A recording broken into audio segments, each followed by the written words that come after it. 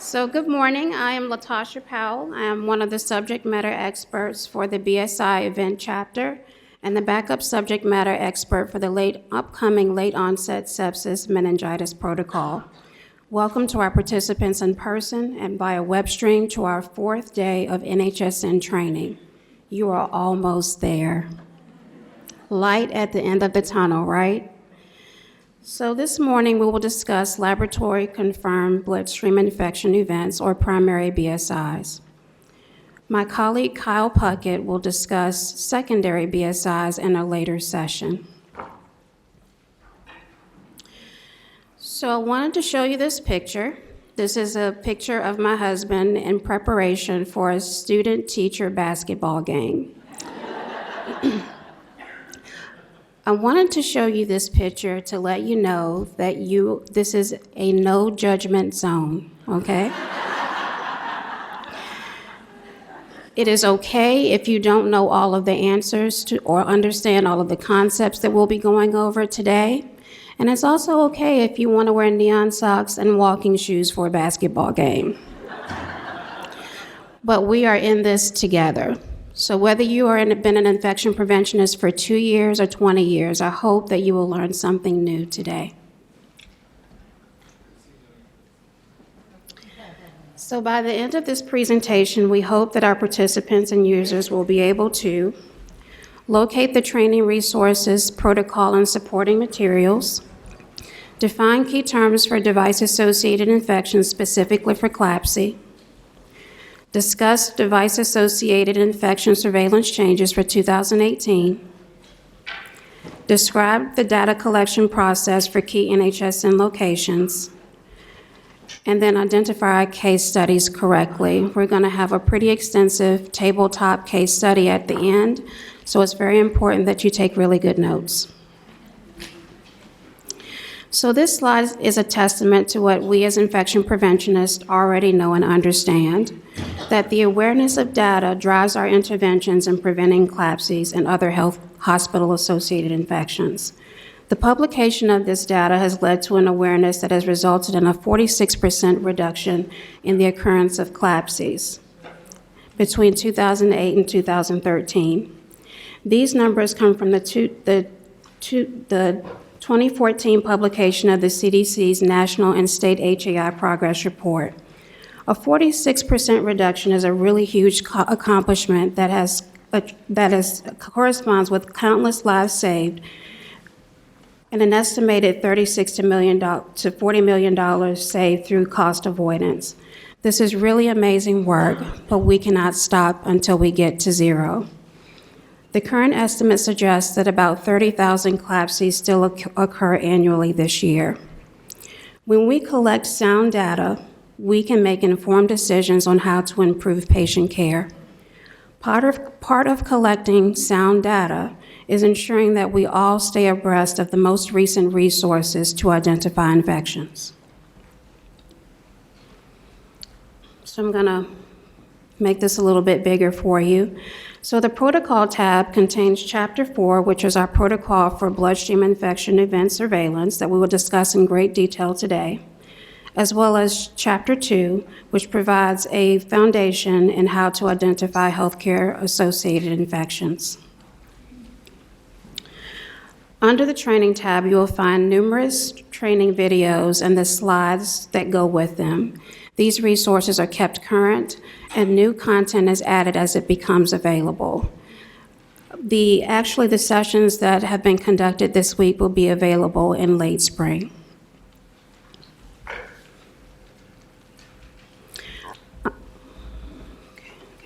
The frequently asked question tab contains just that. The frequently asked questions about bloodstream infection surveillance contains answers to some of the most frequent and most difficult concepts related to bloodstream infection surveillance. It is in an HTML format sorted by topic, so you would just click on the appropriate question that you have. Under the supporting materials section, you will find important resources like Chapter 17, which is the site-specific infection definitions for secondary BSI determinations. In addition, you will also find the NHSN organism list that you will need for BSI surveillance.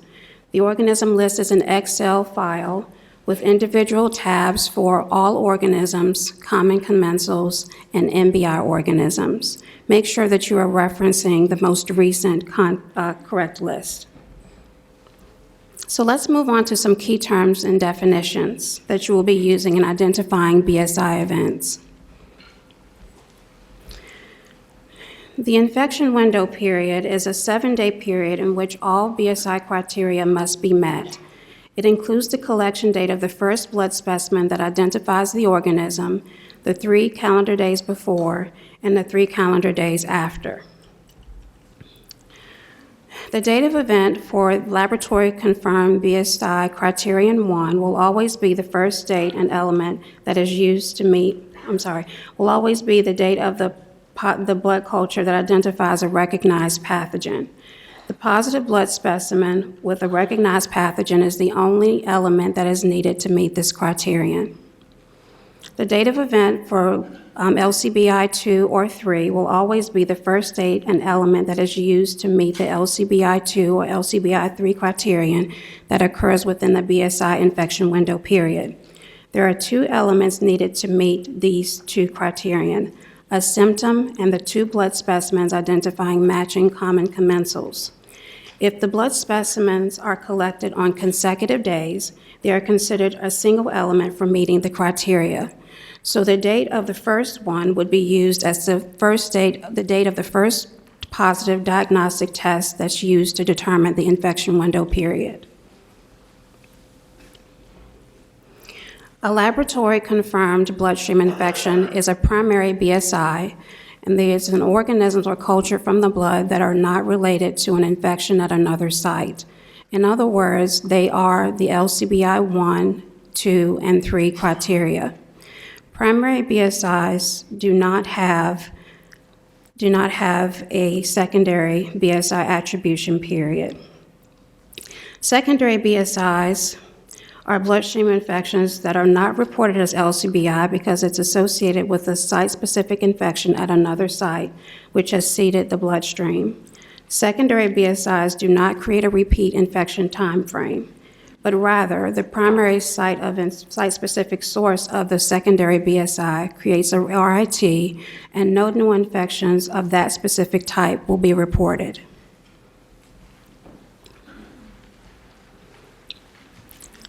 The SBAP is a new acronym that we're using this year. Secondary BSI attribution period is not a new term. It's the period in which a blood specimen must be collected for a secondary BSI attributed to a primary site of infection. The SBAP is made up of the infection window period and the repeat infection time frame, and is 14 to 7 days depending on the date of event. An eligible BSI organism is any organism eligible to meet LCBI or MBI LCBI criteria, and it is not an excluded organism. Any organism not on the common commensal list is considered a recognized pathogen for reporting primary LCBIs with these exceptions. There are 2 organisms added to the list this year of organisms excluded from LCBI criteria: enterohemorrhagic E. coli and Vibrio species. You may notice that all of these excluded organisms are enteric organisms or gut bugs. These organisms are eligible for use in secondary BSI determinations, but will not be reported as sole pathogens for primary BSIs. Organisms in the right column are excluded from all NHSN definitions, just as they were in the previous year.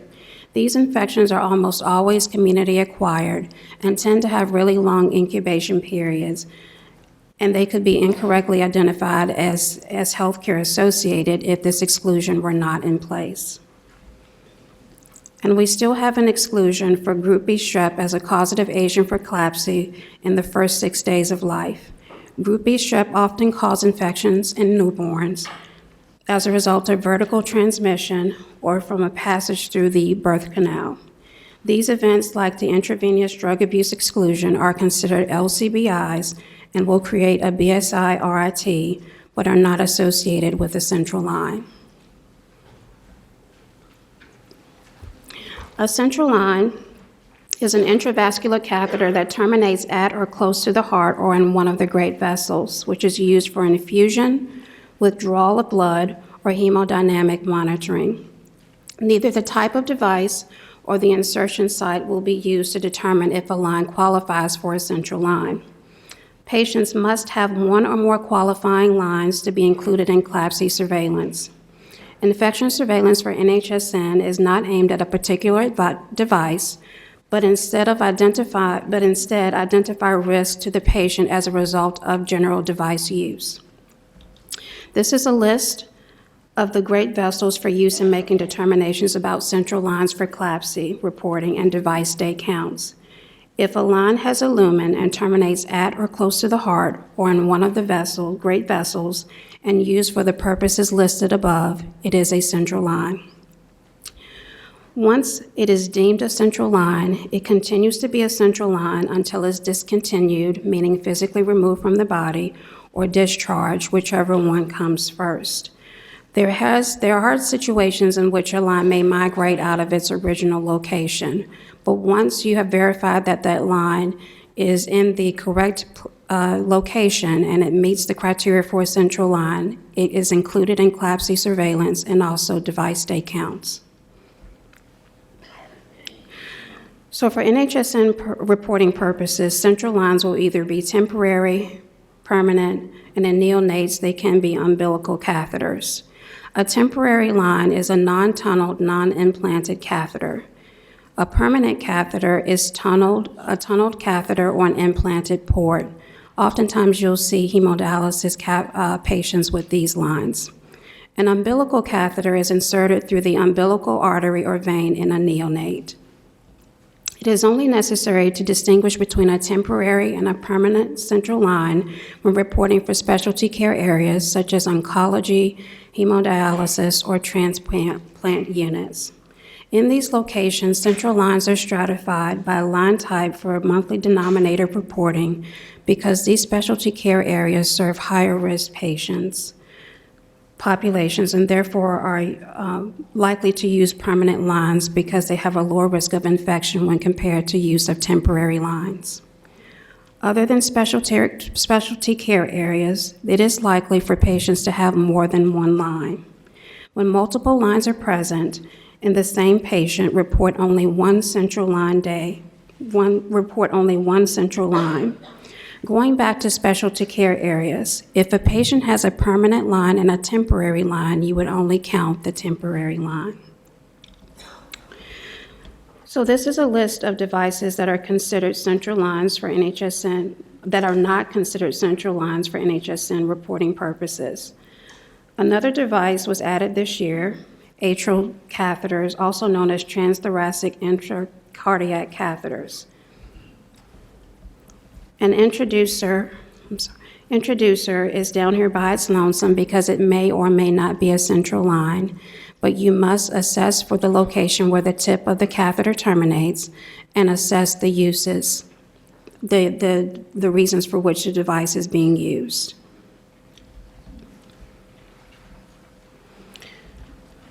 Access has been defined for 2018 as the preferred performance of any of the following activities during the current inpatient admission: line placement, a needle into the port, or infusion, withdrawal of blood, or uses for hemodynamic monitoring.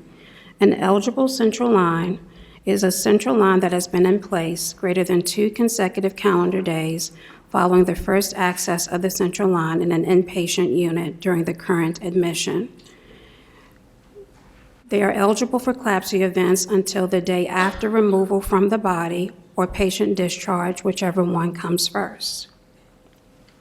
Dialysis patients who have a central line that is only used by a dialysis personnel are included in central line day counts for the location where they are housed. And the patient must be included in CLABSI surveillance, and also device or denominator counts must also be performed.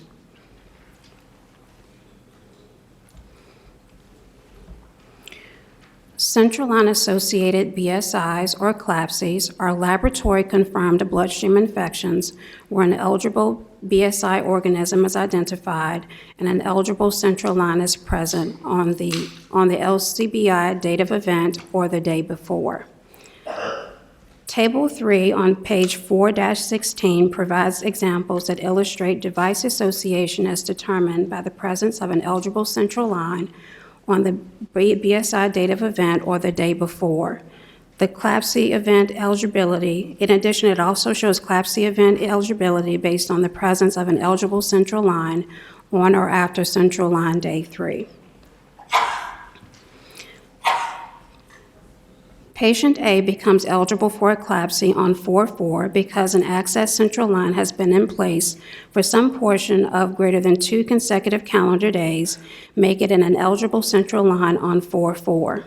A central line remains eligible for a CLABSI until it is removed or the patient is discharged, whichever one comes first. Patient B is eligible for a CLABSI on 4/4 through 4/5. An access central line had been in place greater than 2 consecutive calendar days, making it an eligible central line on 4/4. A bloodstream infection date of event on the day of or the day after device removal or patient discharge is considered device-associated or a CLABSI. Patient C is eligible for a CLABSI on 3/31 through 4/6 because an access central line had been in place greater than 2 consecutive calendar days.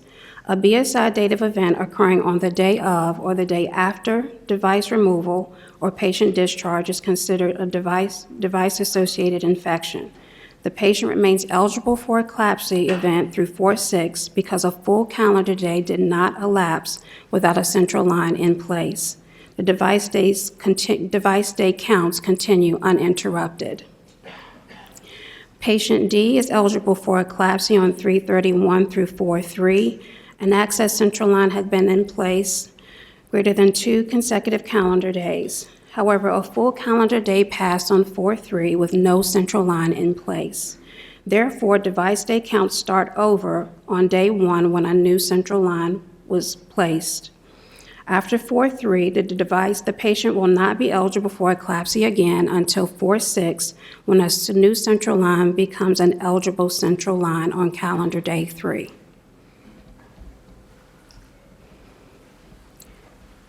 So let's move on to some new changes or revisions to 2018 protocol. So we get a lot of questions about whether or not we can exclude a CLABSI. The intravenous drug abuse exclusion is not necessarily a new exclusion, but we just want us to provide some clarification. So this exclusion is provided for observed or suspected patient injection into his or her vascular access. Please note that this exclusion requires observed or suspected patient injection. Behaviors such as picking or biting or sucking on the central line access is not eligible for this exclusion. The documentation must indicate that the observed or suspected injection occurred during the IWP of the positive blood culture. The documentation has to be extremely specific, and it has to have dates. So in some of the documentation that we've received from emails and users, we've seen them document things like, we suspected that the patient injected into their site into their central line during the hospitalization. It has to be specific dates. And also, we have added an exclusion for the presence of the ECMO or VAD device. So if the device has been in place greater than 2 consecutive calendar days on the bloodstream infection date of event and still in place on the date of event or the day before, an exclusion will be provided. There is an optional field located on the BSI event form for 2018, but it will be a required field in 2020. If the patient meets criteria for either of the above exclusions, you would enter central line equals no in the NHSN application. it would be an LCBI event, and a 14-day BSI RIT would be created, with day 1 being the date of event. And here's a screenshot of the 2 fields for ECMO and VAD on the BSI event form.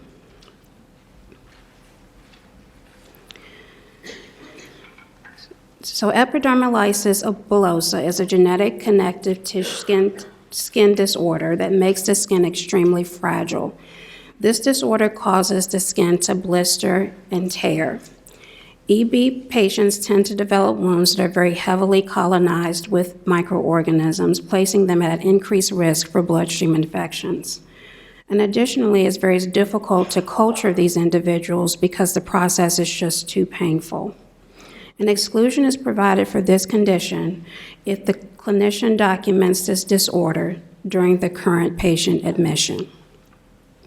Munchausen syndrome by proxy, also known as factitious disorder imposed on another, is a mental illness condition in which a caregiver makes up or causes injury to a person under their care for the purposes of personal attention. To meet criteria for this exclusion, a clinician must document suspected or confirmed diagnosis during the current patient admission. In both of these exclusions, you would enter central line equals no in the NHSN application. It would be an LCBI event, and a 14-day BSI RIT would be created, with day 1 being the date of event. The fields for EB and Munchausen syndrome by proxy are currently not on the BSI form. However, they will be an optional field in 2019 and required field in 2020. So this is a hot button topic, isn't it? So for central lines, do we count days of admission or days of access? Well, the simple answer to this question is both. For device days for denominator counts, you would start on the first day the central line is present on an inpatient admission. If the line is inserted during the current admission, day 1 is the first day the central line is present on an inpatient admission. If the central line was present, if the patient came in with a central line, day 1 is the first day that the patient is admitted to an inpatient unit, regardless of whether that line has been accessed or not. This is different from the 2017 protocol in that the line was not counted as in the denominator until that line was accessed.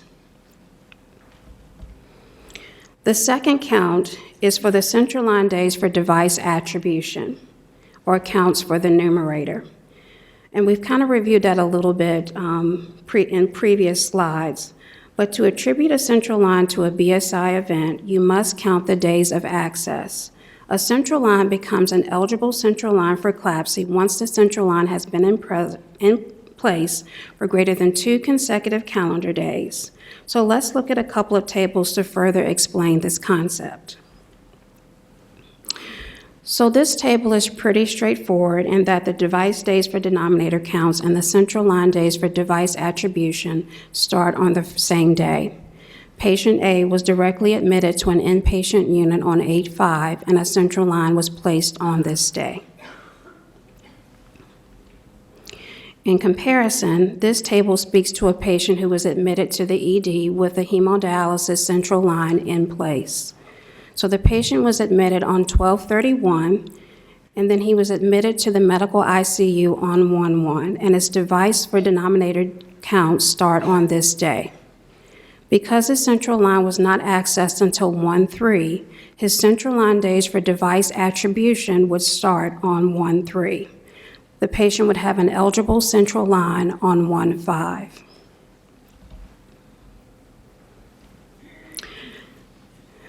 So I really don't have to go over this slide, do I? I had originally titled this slide, "Why do we have to keep explaining this to clinicians?" But we often have to do it, don't we? So every IP knows that there's a difference between surveillance definitions and clinical diagnosis. Surveillance definitions are intended to identify trends in the population, to guide prevention efforts, or for research, and we try to keep those definitions as objective as possible. Clinical diagnosis identify disease and treatment needs in individual patients, and clinical judgment and subjectivity is highly valuable. But how many times have we marched into a boardroom or a nurse manager's office or even spoke to a physician with our manuals in hand and maybe eye of the tiger in their heads as they walk and they try to explain to them that there is a difference between a clinical diagnosis and surveillance.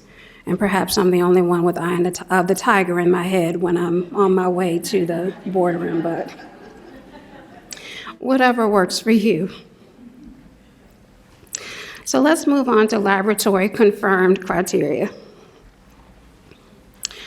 So this is a hierarchy of laboratory confirmed bloodstream infections. As mentioned earlier, all BSIs will either be a primary source of infection or secondary to another site-specific infection, like a UTI or an SSI, a pneumonia, or any of the Chapter 17 definitions. In other words, the criteria are for LCBI 1, LCBI 2, and 3, because we all know that these are primary sources of infection. There are no site-specific infections that are related to these bloodstream, these blood specimens. So this is a step-by-step process that will kind of walk you through how to make a BSI determination. The CLABSI surveillance will always start with a positive blood specimen, right? It never fails. So whether it's culture-based or non-culture-based, in your head, when you see that blood culture, you know that there's something that needs to be done. There's some intervention that needs to be done. You need to figure out where you need to move on from there. So first you want to determine the infection window period, determine the elements present in the IWP, consider the organism and determine the date of event, determine if it's POA or HAI, and if it's POA, you can stop because there's nothing to report. However, if it's a healthcare-associated infection, you need to determine the device association and location of attribution, determine the repeat infection time frame, and determine if another site-specific source of infection is present. If it is secondary, then you would go to report it as there's no LCBI to report, you would go to secondary BSI. If it is not secondary, then you need to determine if it meets LCBI 1, 2, or 3 based on the organism and the symptom if it is required. All blood specimens, regardless of the collection site or the reason for which they were collected, must be included in CLABSI surveillance. So even if for whatever reason the blood culture is collected without an order, or for whatever reason, all blood cultures or positive specimens are eligible for CLABSI surveillance. So LCBI-1 is identified in a patient of any age that has a recognized pathogen from one or more blood specimens by a culture or non-culture-based microbiologic testing method. The organisms identified in the blood are not related to an infection at another site. If it is secondary to a primary source of infection, it will not be reported to NHSN as an LCBI or a CLABSI. The primary source may be reported depending on your monthly plan or state mandates, but the secondary BSI will not. Primary BSIs are identified by ruling out a secondary or site-specific source. A bloodstream infection cannot be secondary to a bloodstream infection. Therefore, primary BSI will never have a secondary BSI attribution period. And again, Kyle Puckett will be discussing secondary BSIs in another session. So let's see I'm going to read a scenario, and I want you all to get your clickers ready. But we're going to look at a scenario here. So Mr. Rhodes was admitted on June 3rd to CCU after having a heart attack. A central line was placed on June 4th in CCU. On June 7th, Mr. Rose started to become confused and complained of chills. The blood culture was collected and resulted as Serratia marcescens, a recognized pathogen, and no other source of infection was identified. So the question is it an LCBI? And I'm going to ask for you to hold your responses for a few seconds, and now you may make your determination.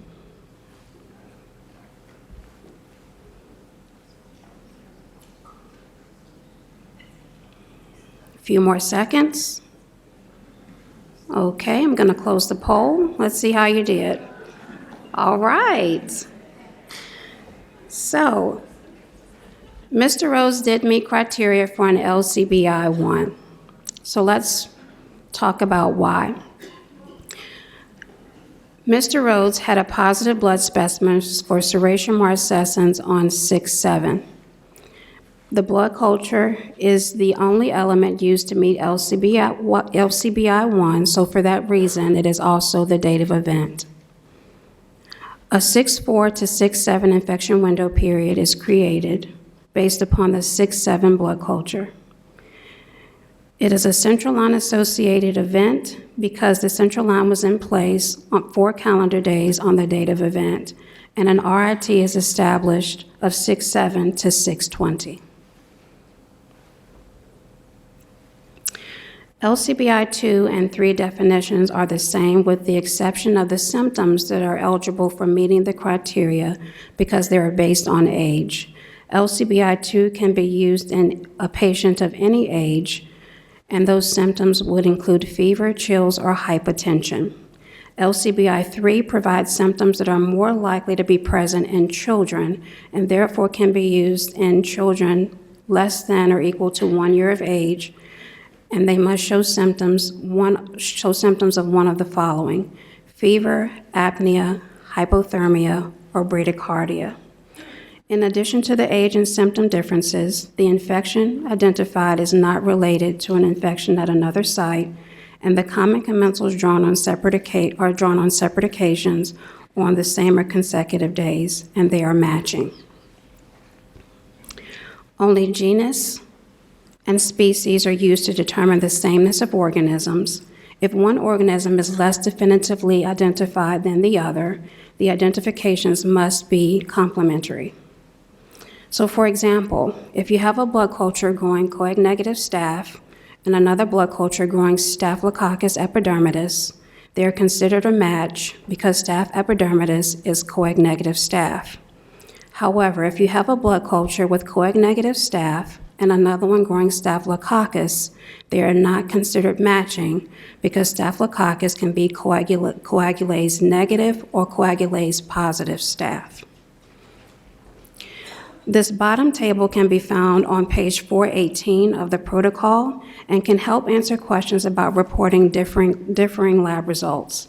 You always report the highest level of identification. So for example, if you have one culture that identifies coagulase positive staph and a Staph aureus blood culture that's found in the companion culture, you would always report Staph aureus. Or if, for example, you have Enterococcus species in one culture and the complementary culture or the companion culture reports E. faecium, you would report E. faecium. So let's look at another patient, misled. So on August 18th, Miss Led was admitted to the oncology ward and a central line was placed for parenteral nutrition. On 8/19, she developed a fever of 102 degrees Fahrenheit. On 8/21, she had 2 positive blood cultures that were collected that grew coagulase negative staph. On 8/22, there were repeat blood cultures collected that also grew coag negative staph. No other source of infection was identified. So what is the date of event? I'm going to wait for the poll to open. And now you can make your determination. What is the date of event? Is it 8/21, 8/19, or 8/22? Give you a few more seconds. And I'm going to close the poll. See how you did. Okay, you guys did pretty well. So that is correct. The date of event was 8/19. So I have another question as well for you to make a determination. I'm going to wait for the polls to open. Is this a POA or HAI event? You can make your response now. A for POA or B for HAI.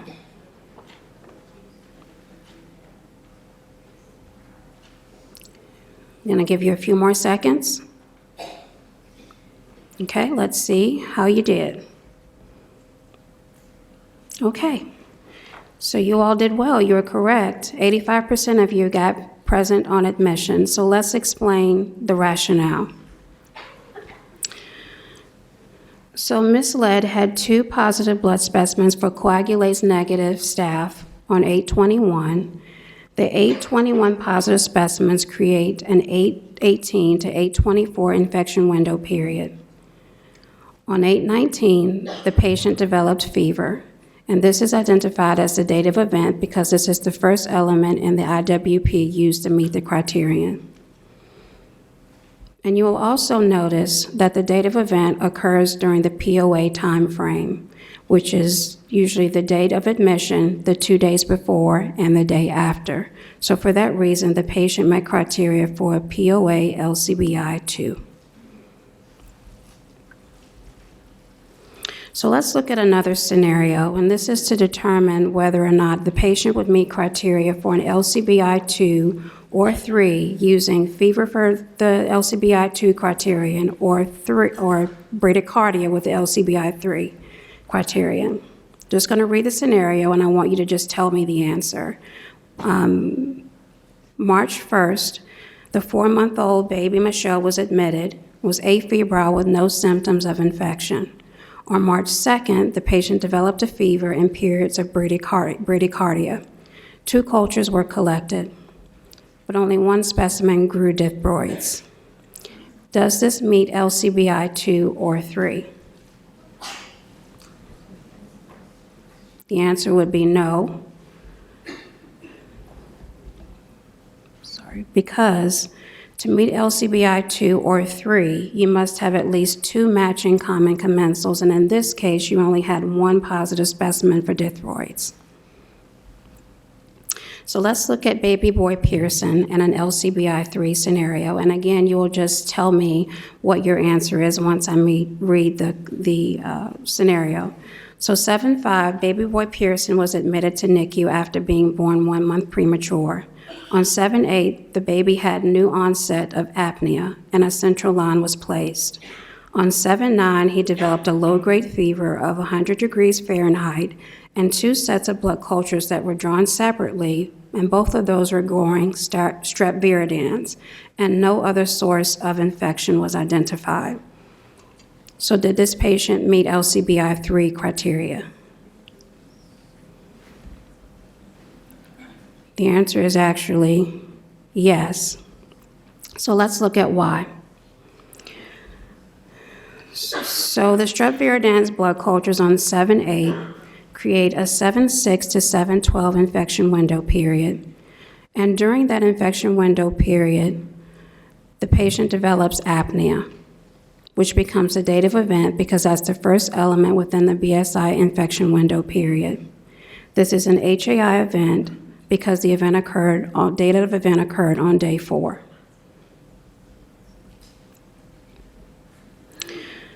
So let's move on to MBI LCBI Criterion, or mucosal barrier injury LCBIs. They are a subset of LCBIs, so before you can determine whether a patient meets MBI LCBI, you must meet LCBI criteria first. The MBI LCBI criteria enables NHSN to identify bloodstream infections that are believed to be the result of gastrointestinal translocation due to a patient's weakened immune system or altered gut. They are considered primary BSIs because there is no identifiable infection at another site, while the gut is believed to be the seeding source of the bloodstream infection with colonizing organisms. MBIs are reported into NHSN, but since 2015 with the rebaseline, they are removed from the data shared with CMS for reimbursement determinations.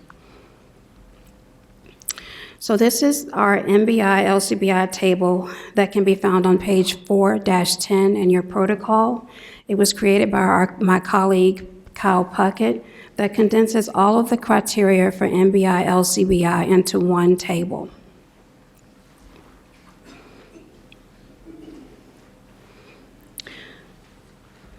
So MBI LCBI Criterion 1 can be identified in a patient of any age that meets criteria first for LCBI 1 with at least one blood specimen identified by culture or non-culture-based microbiologic testing, with only intestinal organisms from the MBI organism list. Please realize that not all intestinal organisms are on the MBI organism list, and not all MBI organisms that you'll find on that list are intestinal organisms. A partial list is available on page 4-26 in your protocol, or you can review the MBI organism tab on the NHSN organism list. So in addition to having a blood specimen being positive with an intestinal organism from the MBI organism list, the patient must have at least one of the following. They must be an allogeneic hematopoietic stem cell transplant recipient within the past year with one of the following documented during the same hospitalization as the positive blood culture: grade 3 or grade 4 gastrointestinal graft versus host disease, or greater than or equal to 1 liter of diarrhea in a 24-hour period, or in patients less than 18 years of age, they must have greater than or equal to 20 cc's per kilo in weight. The onset must be within 7 days before the date of the positive culture. Or they could meet element 2 for neutropenia, which is defined as at least 2 separate days with values of absolute neutrophil count or total white blood cell count less than 500 cells within a 7-day period, which includes the day of the positive culture or specimen, the 3 calendar days before, and the 3 calendar days after.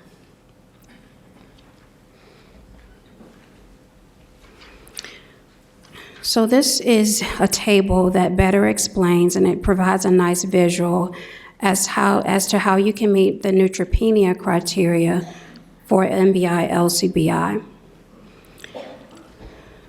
So when you look at this particular table, the ANC or WBC values are eligible for use, but they must occur within a 7-day period, which includes the day of the positive culture, 3 calendar days before, and 3 calendar days after.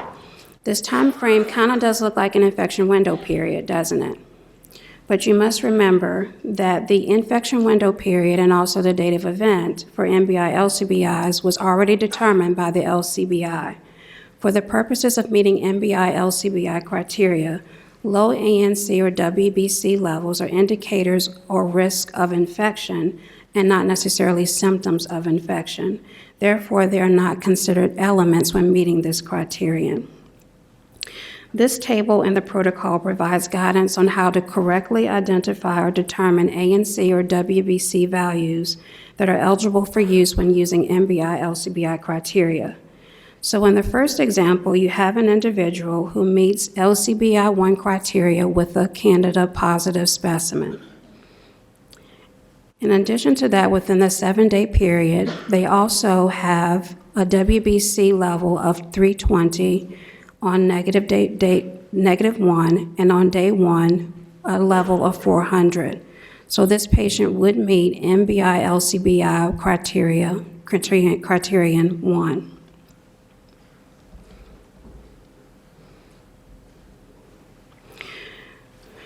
I wanted to show you this, so this kind of gives you a calculation on how to calculate absolute neutrophil count. But please know that if your laboratory already provides a formula, you do not need to use this particular formula. This is just for you to use if your hospital laboratory does not provide one.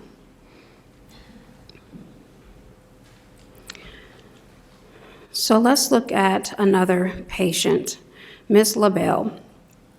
So on July 13th, Ms. LaBell had a central line inserted on admission. On July 16th, she had an ANC level of 400 cells. On July 17th, 2 positive blood cultures were drawn for Enterococcus faecalis. On July 19th, the WBC level of 210 cells, and no other source of infection was identified. So did this patient meet criteria for an MBI LCBI 1? I see a lot of head nods, yes, and that would be correct. So the patient initially met criteria for LCBI 1 on 7/17, and that is also the date of event. But during the 7-day period, the patient had both an ANC and a WBC level that were less than 500 cells. And please note that you can use either 2 WBC levels, 2 ANC levels, or a combination of the 2 to meet the neutropenia element for MBI LCBI criteria. So we've already discussed LCBI 2 and 3 and the differences in the symptoms that are used based on age. MBI LCBI 2 and 3 require only Viridans group strep and Rothia species. Both Viridans group strep and Rothia are both common commensals and MBI organisms. You may also notice that Rothia is currently not in your protocol. This is an oversight on our part, but please note in your handouts and also in your protocol that Rothia can also be used to meet MBI LCBI 2 or 3.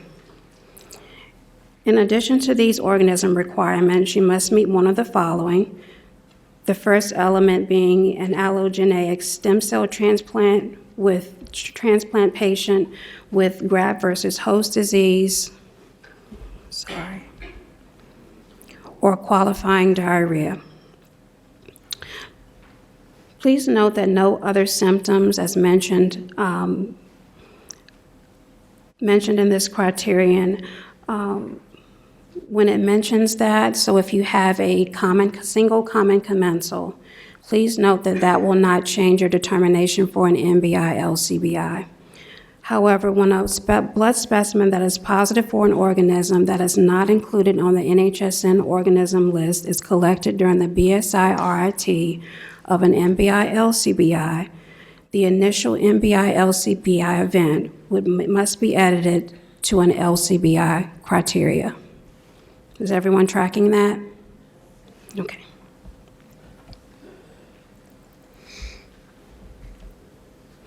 So this is just an example of how to meet MBI LCBI 2 using the neutropenia element. So we have an individual who tested positive for strep group Viridans group ×2 and also had a fever. So they met LCBI 2 criteria. So then we can look at their WBC or ANC levels to determine if they meet the neutropenia criteria. And in this case, the patient had more than 2 of the required ANC or WBC ANC levels less than 500 to meet this criterion. So for this reason, this patient would meet MBI LCBI 2. You'll also note that the patient also had 2 ANC levels less than 500 cells that were out of that 7-day period. Please note that they cannot be used to meet this criterion. It must be within that 7-day window. So let's move on to some tips for data collection. The accuracy of NHSN data is dependent on the accuracy of surveillance determinations, data collection, and data entry. It's very important that we get accurate numerator numbers by strict adherence to the definitions and reporting instructions, and that we also get accurate denominator data by mapping our locations correctly and collecting device days and patient days accurately depending on the location type, because they can have specific requirements. So I wanted to show you the BSI event collection form, and this can be found under the data collection tab in the BSI event section of the NHSN manual. And also, this is what it would look like in the NHSN application. So this slide or table basically provides the denominator requirements by location and device, and we'll kind of go into more detail in later slides. So basically, all locations would collect central line days. In our specialty care areas like oncology and dialysis, they would collect central line days, both permanent and temporary lines. However, if an individual has both a permanent and a temporary line, they would only count the temporary line, and they would also count patient days. In NICU, they would count both central line and patient days by birth weight. As you can see here, if the central line denominator data is incorrect, it can impact your SIR. So it's very important that we're ensuring that we're counting our central line days correctly and that ensuring that we have validated our electronic data against the manual method.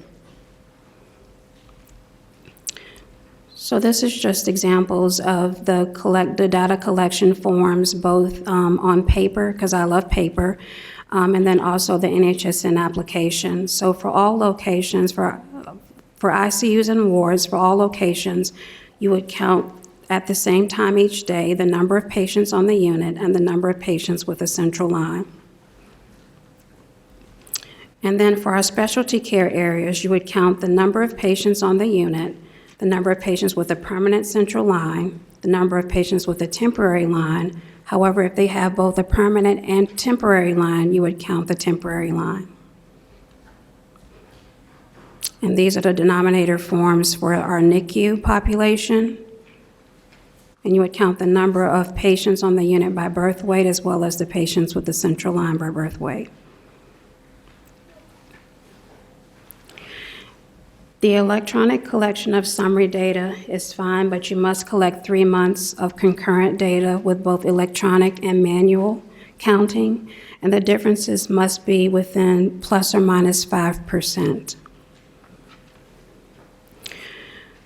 The once weekly denominator collection reduces NHSN data collection burden, but for eligible ICU and ward location types, you may use this method if you have 75 or more central line days per month. Patient days would be collected daily. Central line days would be collected on a single day once a week, and this is just an example for Tuesday is used as the example. And this isn't just the application of entering your summary data into the ICU wards. So I wanted to briefly go over the NHSN BSI protocol changes. We had a new acronym, although not new, the term was not new, but the acronym was SBAP, which stands for Secondary BSI Attribution Period. We had two definitions, new definitions, eligible organisms and eligible central line. Devices that are not considered central lines, we added to the list this year atrial catheters. And then we discussed the CLABSI exclusions for ECMO, VAD, epidermolysis bullosa, and Munchausen syndrome by proxy. And then we clarified how to count central line counts. So we know that there's two ways to count. There are device days for denominator counts, and then there are central line days for device attribution. So in summary, CLABSIs result in a significant morbidity and mortality in the United States hospitals. But much progress has been made, but the journey still continues until we get to zero. Clinical and surveillance definitions will sometimes differ. The intention is the same, but the methods are quite different. Surveillance definitions must be adhered to strictly and consistently. We've located the protocol and training materials on the NHSN website. We reviewed some key terms and definitions specifically to CLABSI. We reviewed the 2018 protocol with changes. And we briefly went over the forms and data collection tools for BSI events. And now we're going to move on into, and then we'll eventually move on into our case study.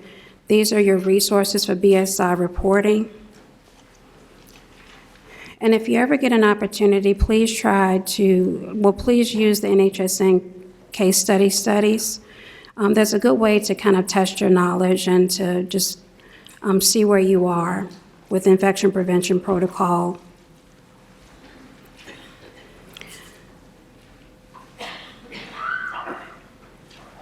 And now we're going to move into our case study. Yay, we got through that. So what we're going to do is, the case study is a progressive case study. So what we'll do is tables 1 through 10 will have to answer case study level 1. And you'll have to select one spokesperson to answer 4 of the questions for the case study. And we'll go over the scenario and also the questions. Tables 11 through 20 will have level 2 questions. So you'll have to select a spokesperson to come up to the mic and answer those 4 questions. And tables 21 through 28 will answer the level 3 questions. And you'll have 4 questions with that. For the individuals that are answering the level 3 questions, there are 2 calendars there. There's a February calendar for both central lines for device day attribution and also your denominator counts. And there's also a March calendar for denominator counts and also central line days for device attribution. And I'm going to give you about 5 minutes to answer the first questions for the level 1, for just level 1. You should have copies of the handout. Oh, I'm sorry, I forgot table 30. I'm sorry. So you would go with both between 21 and 30 would answer level 3 questions. Level 3.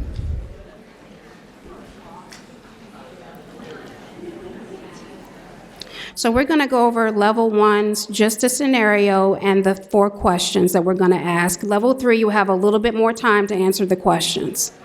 Okay?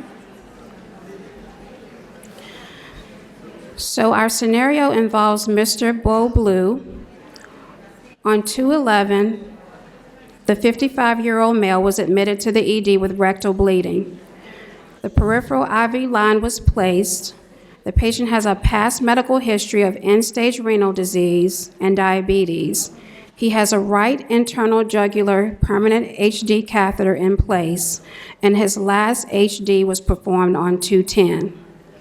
On 2/12, he was admitted to the renal floor. On 2/13, the patient refused hemodialysis. On 2/14, he consented to HD, and HD was performed. On 2/16, his WBC level dropped to 0.4. On 2/17, he had a WBC level of 0.3. He had a fever of 102 degrees Fahrenheit, and blood cultures were collected for Pseudomonas, tested positive for Pseudomonas ×1. On 2/18, he had a WBC level of 0.2, and a hemodialysis central line was removed. A new HD central line was placed in the right internal jugular. And no site-specific infection was identified. So question 1 is, what criteria did Mr. Blue meet? Did he meet A, LCBI 2, B, MBI LCBI 1, C, LCBI 1, D, the patient did not meet any criteria? The second question is this a POA event? Question 3 is this event central line associated? And question 4, what is the date of event?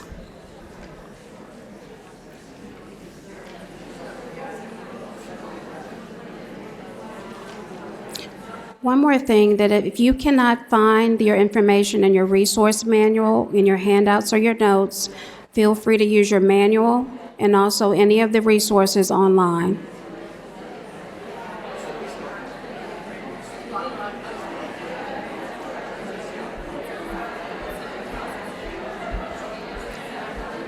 Okay, are our level 1 people ready?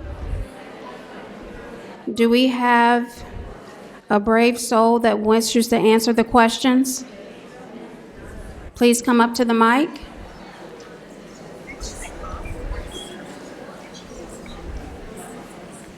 I got it. Okay. We All right. messed this one up, we're in trouble. Okay, so for the first question, what criterion did Mr. Blue meet? C, the LCBI one. Absolutely. Good job. All right, the next one. HAI-B. Good job. Question 3. Is this event central line associated? Yes. Yes, it is. Question 4. What is the date of event? 217. Good job. What table are you? What table are you sitting? Where are you sitting? What table are you sitting at? Let's give table 9 a hand.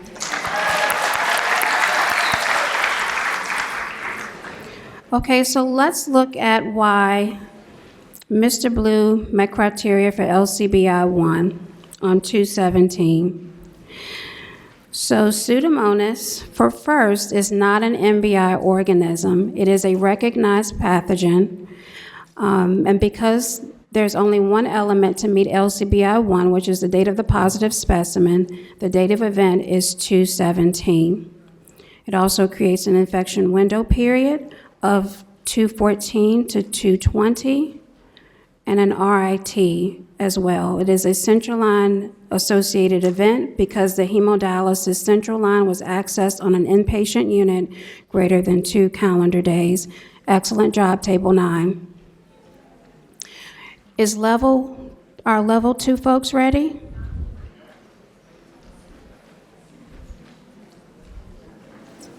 Do we have a volunteer to come up to the mic and answer the 4 questions?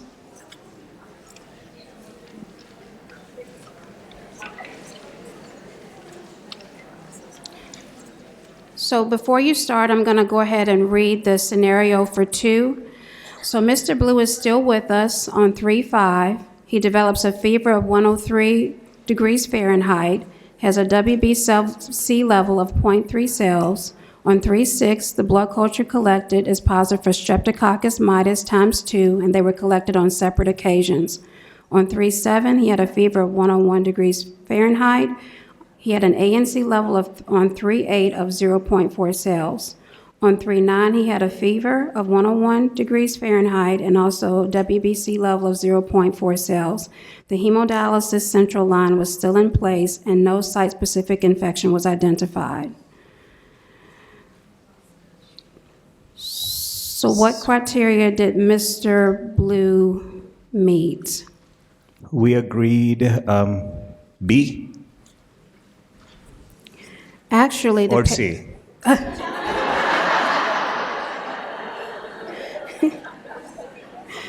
So the patient actually met MBI LCBI 2 because Streptococcus mitis is part of the Viridans group strep group, and we'll talk a little bit more about that. So let's move on to question 2. What is the date of event? So 3/5. Very good. Question 3. Yes. Very good. And then question 4, I guess I'm giving that away, but how would you enter this event in the NHSN application? As a mucosal barrier injury, LCBI 2. You would enter central line equals yes. Yes. And then what would you select under the underlying conditions for MBI LCBI? So we'll select fever. We'll select ANC, neutropenia. Very good. And then you would enter the organisms under pathogen Correct. 1. Okay, very good. What table where are you 15, sitting? the only one. 15? Yes. Good job. So let's look at Mr. Blue's rationale. So Mr. Blue met criteria for an MBI LCBI 2 on 3/5. He had 2 positive blood cultures that were collected separately for Streptococcus mitis on March 6th. And then the patient also developed, because this is a common commensal, you have to meet LCBI 2 first. The patient also had a fever during the infection window period on March 5th. The patient also had 2 levels or 2 findings of WBC or ANC levels less than 500 cells on March 5th and also March 8th. And you would enter central line equals yes in the NHSN application. Good job. So I'm going to go ahead and read level 3. And again, it's a progressive case, so it builds upon the previous level. So on 3/18, Mr. Blue is still with us. He has a positive fever and 2 blood cultures for coagulase negative staph times 2. These blood cultures were collected on separate occasions. On 3/19, the WBC finding was 0.3 cells. The patient had a new HD central line. The central line HD was removed and a new central line was placed on 3/21, and there are no site-specific infections identified. So these were the questions. What criterion did Mr. Blue meet? What is the date of event? What were the denominator counts for this HD catheter on the date of event? And keep in mind that February had 28 days. And what were the device days for central line attribution on the date of event? Okay, so who would like to answer the level 3 questions?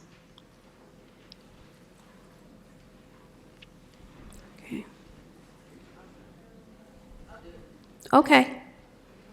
Let's give her a hand as she comes to the mic.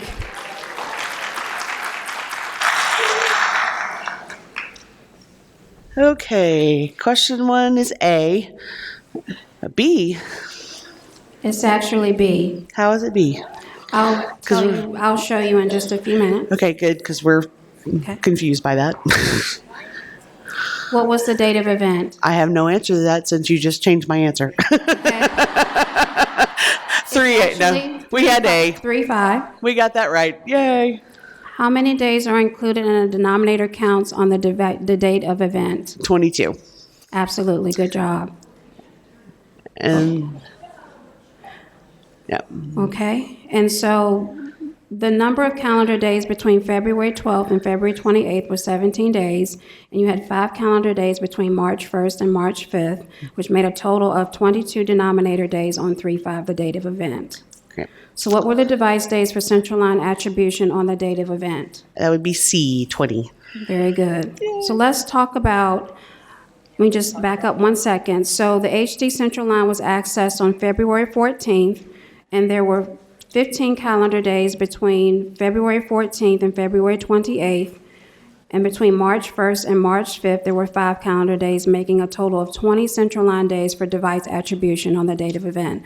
So let's go back to question 1 and why we met the criteria that we met. So remember when we discussed in the presentation that when a blood specimen that's positive for an organism that is not included in the NHSN NBI organism list and is collected during the BSI RIT of that NBI LCBI, the initial NBI LCBI event would be edited to an LCBI event. Does that make sense? Okay. And this can be found on page 4-15. So let's explain why. So remember initially when we met NBI LCBI on 3/5 with the fever and the positive blood culture, and the event date was 3/5. But because coagulase negative staph is not an NBI organism, and because it occurs during the RIT of that NBI LCBI event, that event would have to be changed from an NBI to an LCBI event. That changes what Del told us before, that if you have it as RIT, you don't change it, so it's confusing. I'm gonna have to phone a friend on that one. So, it is a unique situation. And the rationale for it is that when the MBI criteria were developed, the intention was never to forego calling another infection that is actually probably central line related. So if we don't do this, what could potentially actually really be a CLABSI and not due to the MBI would be over. You wouldn't be calling it, so that's the reason for it. But you're right, if what we had said was you wouldn't go back and change the central line attribution or a catheter attribution, you wouldn't go back and change that. That's what we referred to. Okay, do we have any other questions?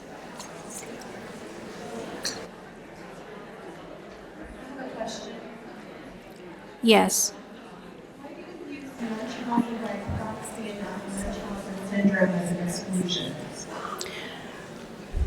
Because there's an increased likelihood that that individual that is providing care to that patient could be injecting into the line, placing that patient at risk for a bloodstream infection.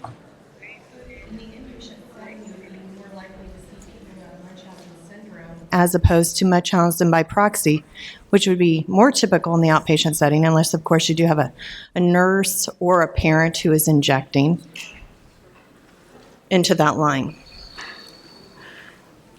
Okay. So the good news is there's already an exclusion for that. That would be a patient that is injecting into their line. So you would be able to exclude that patient based on the fact if there's documentation that they were suspected or observed injecting into their line. So that's the reason. Are there any other questions? I have a question. Yes. If you have a patient that came back with 2 blood cultures of staph epi, but the physician calls it a pseudobacteremia, would that still be considered a central or a bloodstream infection? Well, I would definitely assess that patient for an LCBI too, because again, all blood cultures, regardless of the reason that they were collected, must be included in CLABSI surveillance. So I would, despite the physician saying that it's not a BSI, I would still evaluate that patient for an LCBI too. Okay, thank you. You're welcome. Yes. Hi. So I work at a hospital that has a very high rate of IV drug abusers that we treat. And I would like some clarification around what constitutes sufficient evidence of line injection.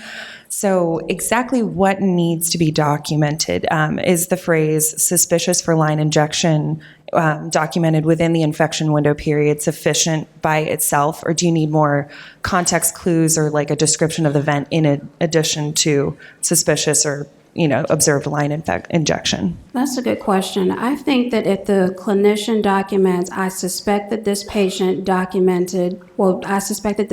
injected into their line between this dates is sufficient documentation to meet the IV drug use. I think that's actually perfect.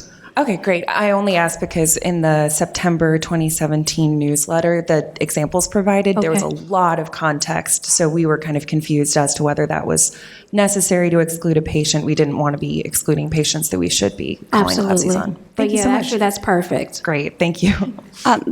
Back to the Munchausen syndrome by proxy, we do have a patient who has Munchausen syndrome. And he is not injecting in his line, but he is contaminating his line in every way possible that he can. He smears feces on it. He takes the dressing off. It is documented in his chart, that he has Munchausen syndrome.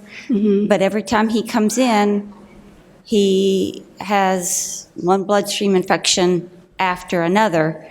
And so when you say just by proxy, that excludes those patients who actually are diagnosed themselves and are self-harming, not by injecting, but by manipulation of the line.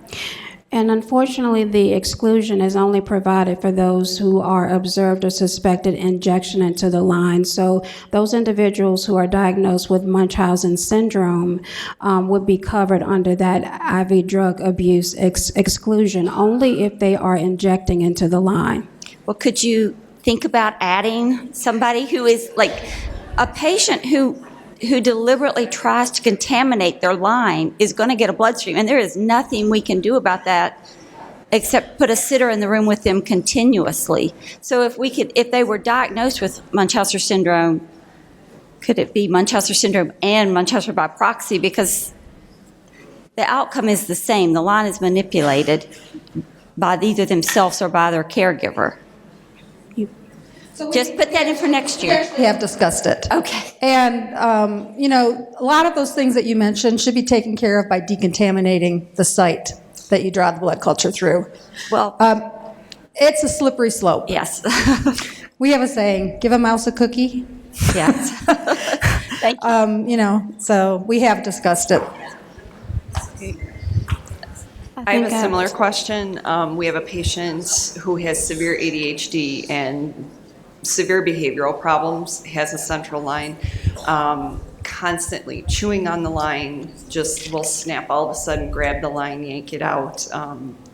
Again, same question, can there be something that's added? He needs to have a sitter with him 24/7, and we're still not able to keep him from getting at this line. Is there something in the future that they can add to kind of exclude these type of patients? Because we keep getting dinged for the same patient over and over. That's certainly something that, unfortunately at this time, still with that IV drug use abuse exclusion, it specifically does say injecting or suspected or observed injection practices. So right now, we can't afford or to provide an exclusion in that particular case, which is unfortunate. And it does become very challenging for the nurses and also for the IP as well, because you are doing everything you can. But I would venture to say that these are very unique circumstances, and unfortunately, we can't make exclusions for very unique circumstances. Okay. But if you want to, you ever have a question you're not quite sure, you can always send a question to NHSN, and we'll be happy to reply to you. We have a couple questions from the web. Okay. Can you go back to the Pearson case just to clarify that? Absolutely. So we had a couple of people from the web that have asked about the Pearson case, and they thought that the attribution was that it was a CLABSI, but I think that that's not what you said, that it was just a healthcare associated. Yeah, but I said that it was a healthcare associated LCBI 3. But not central line Because the associated. line was not in place greater than 2 calendar days on the date of event. So if I said CLABSI, I apologize, but it is an HEI LCBI 3.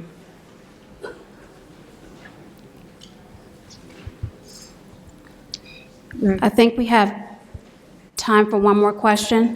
Yeah, I just wanted to find out, with the IV drug abusers, what if it's a friend or family member that's injecting into the line? It's a good question. I'm wondering if you could send us that specific example. I would like to give you, I don't want to give a blanket reply, but I can give you some guidance if you send it to NHSN. Okay, thank you. And we'll review it, and then we will send you a reply. Okay, thank you. Thank you all so much. If you have any other questions later, you can grab me. I'll be happy to answer any questions you might have.